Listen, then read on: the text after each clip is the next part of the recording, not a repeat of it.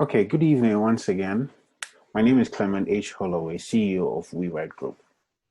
And today we're going to be discussing how to find customers for our individual businesses. Now, starting a business in itself is a huge challenge. But then after you'll be able to come up with an idea, finding customers or clients to serve or to patronize your product or service is another difficulty. So today we're going to try to find ways that we can be able to find customers for our businesses. Now, the moment you come up with an idea for a business, the first thing that comes to mind is, how am I going to be able to get people who will be willing to pay me money to serve them or to pay money for my product? Now, that is not as easy as it seems. And it's not also as difficult as many people make it seem. If you have a business idea or you're already running a business and you want to get clients, the first thing I want us to consider is 4 critical questions. Now, these are simple questions that probably you've heard before, but then the explanations we're going to give these individual questions will make sense out of this whole thing. The first one is what, who, where, and how. What, who, where, and how. Now, when you ask the question what, I'm simply talking about 3 things. What is your product or service? Now, if you look at the question what, it's not a question that you're going to ask your client, but you're asking yourself. You're the one who has started the business. How much do you know about the product or service or the industry that you're trying to serve? The product that you have in mind to bring out as a business, what problem or what need is it going to meet? What are the different, what makes your product or service different from what is already on the market? So you might have an idea to start maybe a coconut business. You've seen that people are making a lot of money selling coconut. So you want to get into it. Now you have to ask yourself, fine, coconut is coconut, but what are you going to do to make yours a bit different from what others are doing? So that somebody, instead of going to the street vendor, will say, okay, fine, I want to come to Akosia stand to drink coconut. So when you ask yourself all these questions, it helps you to package the business properly. That is to be able to package it well and make it ready for marketing. Because if you don't know all these things, it's going to be difficult for you to even know who to approach, how to go about the whole process. So the what question is very important. So you know more about the product or service they're offering. What issue is it solving? What need is it meeting? And then what is making it unique from all the other products or services that are similar to it? Okay. Now, the second question is the who question. Now, the who question has to do with the people that you're going to serve. The first one was asking you, the person trying to start a business. But the second question, which is the who, is asking you about the people that you're going to serve. Now, who are the people most likely to use your product or service? You have to find that out. You have a business idea to maybe sell software. Okay, and maybe that software, let's say an accounting software. Now, if you have an idea for accounting software, which are the people most likely to use your product? Basically, you're talking about businesses, business owners. Okay, so if you're looking to sell a product like that and you're looking at businesses, what businesses can afford that particular product? Now, you might have a lot of people who need accounting services in terms of software, but then not all of them will be able to afford it. So after you be able to come out with the people that need the service or product that you're offering, you have to be able to ask yourself, how much are these people willing to pay? So if you realize that some of them cannot pay what you're looking to sell for, it means that they are not part of your clients, even though they need the service or product that you're offering. So that is also very crucial. Now, the third thing is, who are the people who are most likely to be in charge of making decisions when it comes to maybe buying or not buying your product? Now, let me give you a typical example. A typical home, a man, a wife, and then children.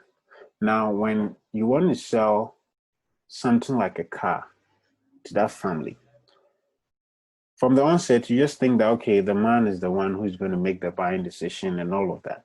But then that's where you're going to be wrong, because the man might be the one going to pick money to buy the car, but then he's not the one who makes the buying decision. Now is the wife, the children. They'll decide the kind of car that they should buy for the family. You get it? The woman might want a family car with these specifications and that, but she's not the one going to buy it. So if you target the man as your ideal customer, you wouldn't be able to make that sale. Why? Because you're targeting the wrong person. So in as much as we are trying to find out who our clients are, people who need a product and service, it's also important that we ask ourselves, this person that I'm targeting, if he likes the product, can he make the decision to buy it? Do they even have the money to be able to buy these products? If they don't, then they are not people you should target. Because you can have somebody who likes the product, he's all crazy about it. But then when you tell them, okay, can we go ahead with the purchase? They tell you, I have to consult my boss. Meaning that all this while you'll be marketing to the wrong person. Or better yet, you go and discuss with the CEO about his software and all of that, and then he loves it. And then he tells you have to go and see his purchasing officer or something like that. So we have to be able to find out all these three things. So those people likely to use a product or service, those that can afford it, because somebody might like it and cannot afford it, that person is useless to your business. And those who are likely to make the buying decision. So these three things are very, very important. We have to take note of that. Now, the third one is the where question. Now, this still applies to the people that you're looking to serve and not you as a person. So those people that are likely to use your product or service, where can you find them? Where are they located? Where do they spend most of their time? Like, some are on social media. Do they spend most of their time on social media? Are they on radio? Are they listening to radio or watching TV all the time? Are they in a particular location, seated to maybe relax or something like that? So once you're able to have all these things in place, then it makes it easy for you to come up with a strategy to reach these people. The reason why the topic is how to find them. But then you realize that we're spending most of our time on how to even decide who to find, because that is very important. If you don't know who you're looking for, you might end up finding nobody. So that's why I'm spending a lot of time trying to explain these three questions, even before we get to the how, so that we know who we are looking for in the first place. And then we'll come up with a strategy to what? Find them.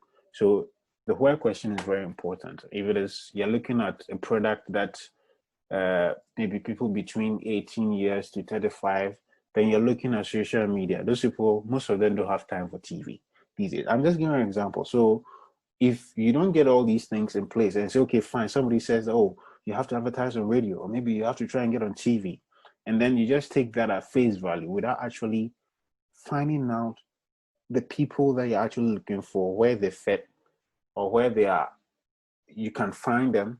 You end up wasting the little resource that you have on a marketing strategy or trying to push it in a way that will not actually lead you to the clients that you're looking for.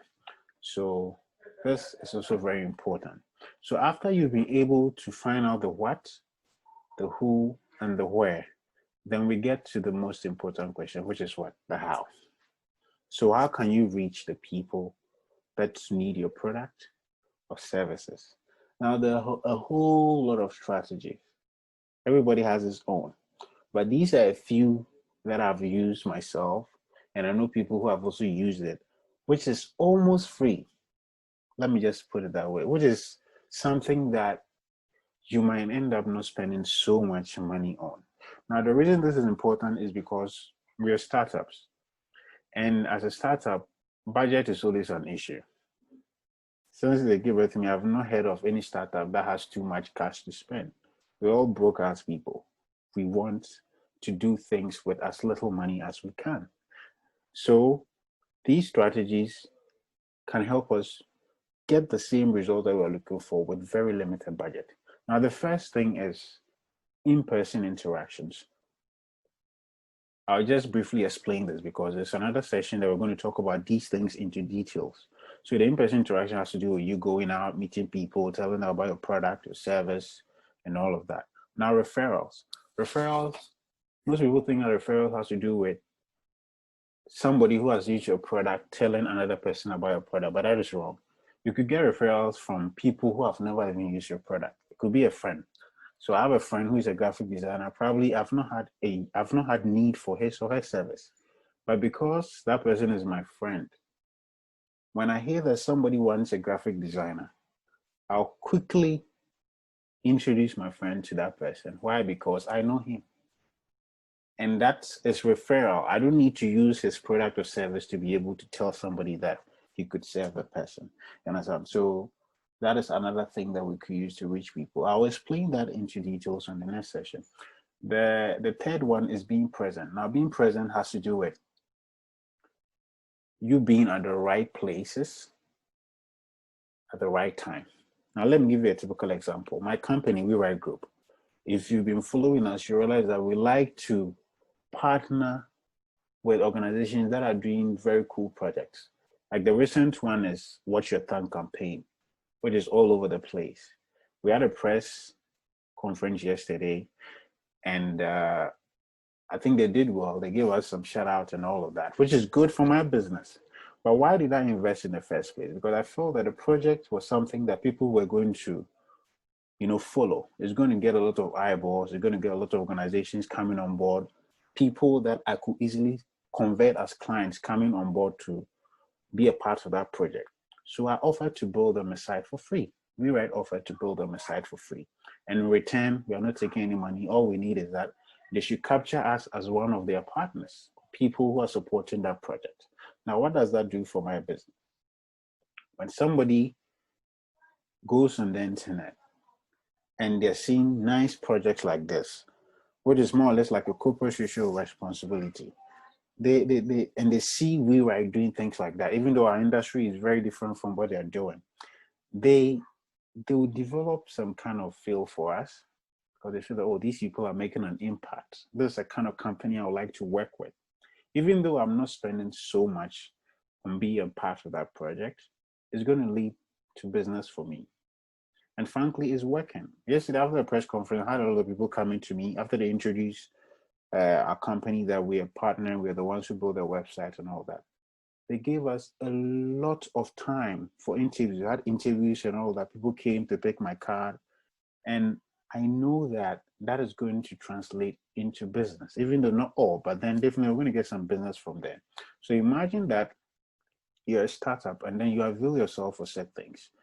Maybe you hear that there's some cleanup exercise. Just wear your T-shirt, maybe with your brand name on it. Just go and be there, be a part of it. People will see that T-shirt. Oh, what do you do? Oh, I'm a graphic designer. We do ABC. Okay, let me have your card. Bam, then you have somebody to contact later for a business. Or he might even link you up with somebody. There's maybe some charity event and stuff like that. Just go there and be present. It doesn't mean that all the time you have to invest money. It could just be your time, your presence. And that could bring you a lot of business. So if you have a business and you've never done any set thing, then I'll entreat you to try and do something like that going forward. It doesn't take so much from you, but then it will bring a lot of business to you. Now, the fourth thing is content marketing. Now, content marketing has to do with using the information that you have to get eyeballs to your business. like I'm saying, we'll be delving into that a bit more on the next session, but I'm just trying to give a brief explanation to that. So, for example, my business, we are a digital marketing firm. So we help businesses use the internet to promote themselves. So from website, hosting, social media marketing, and all of that, we do that. So what can we do to get eyeballs? We can start writing content about maybe how to promote your business on social media.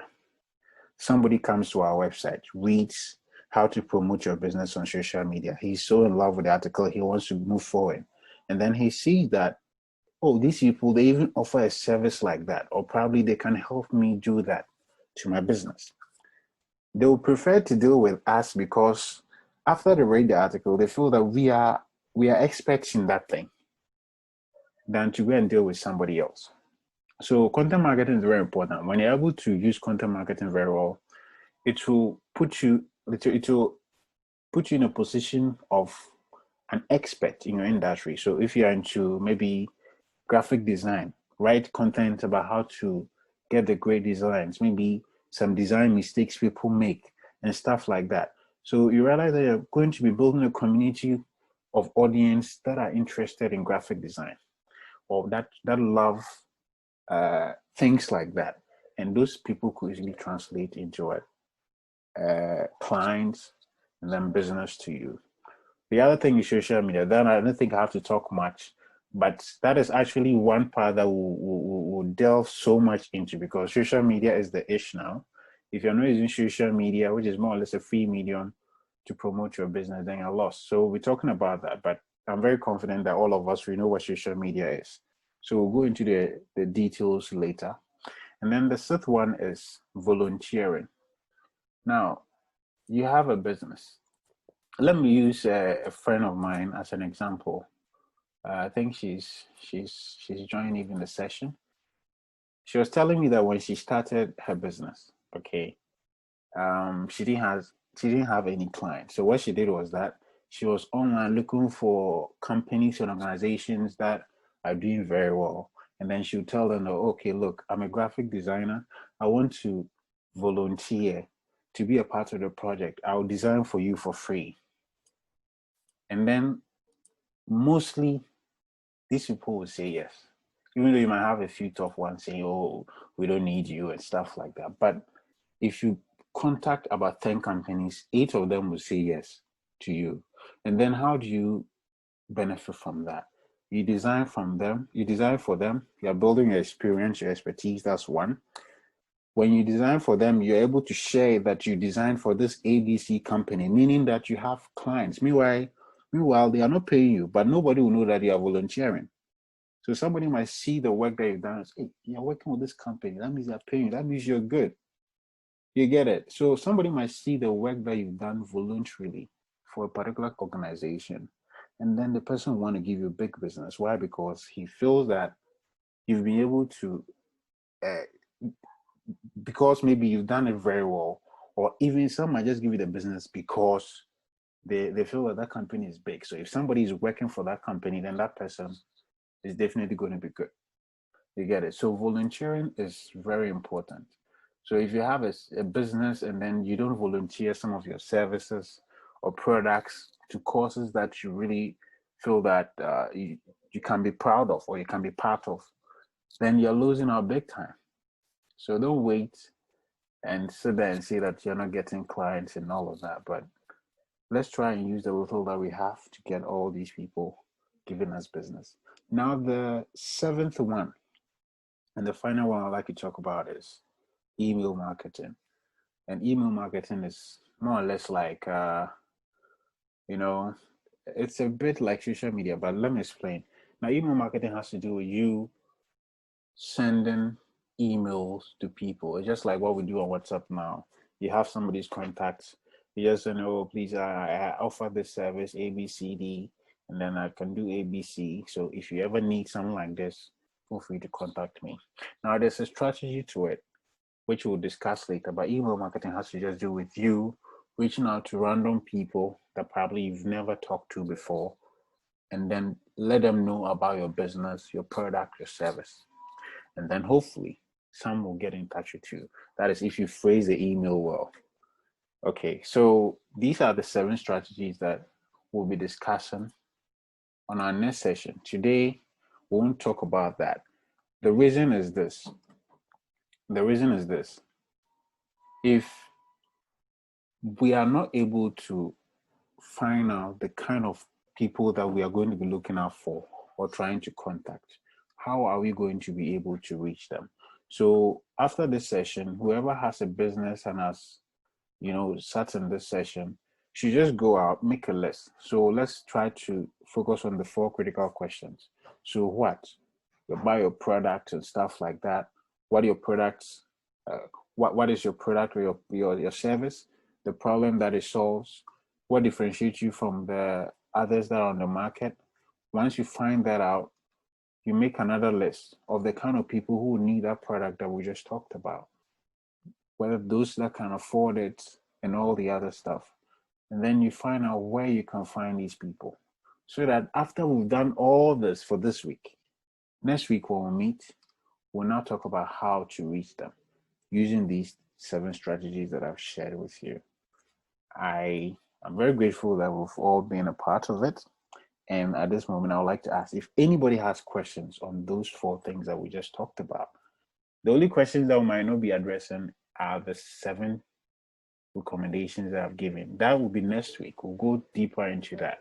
So if you have any questions on the 4 topics that we talked about, the who, what, where, and how, you can kindly ask so that we discuss it. Now, I just want to say that I'm not expecting this.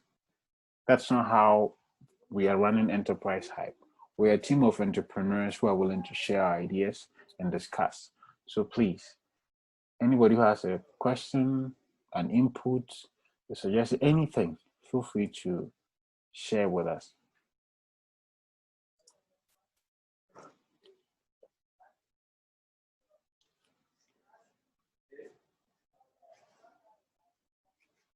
Yes, so any suggestions, any questions, any inputs, anybody has something like that to share with us?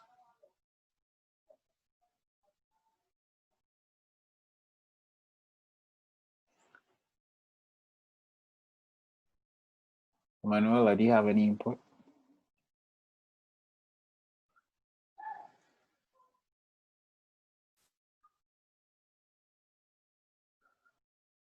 Okay, so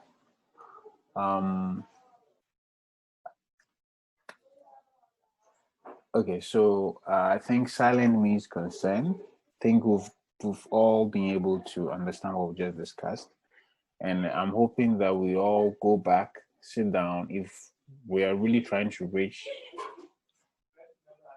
the customers that we are looking for, let's try and follow the list. Okay, follow the 4 questions that I've asked, so that when we meet the next time, we'll be able to discuss the how of the whole thing, how we are going to reach out to the customers. Thank you so much for being my audience, and we'll have another session next Wednesday. Thank you so much.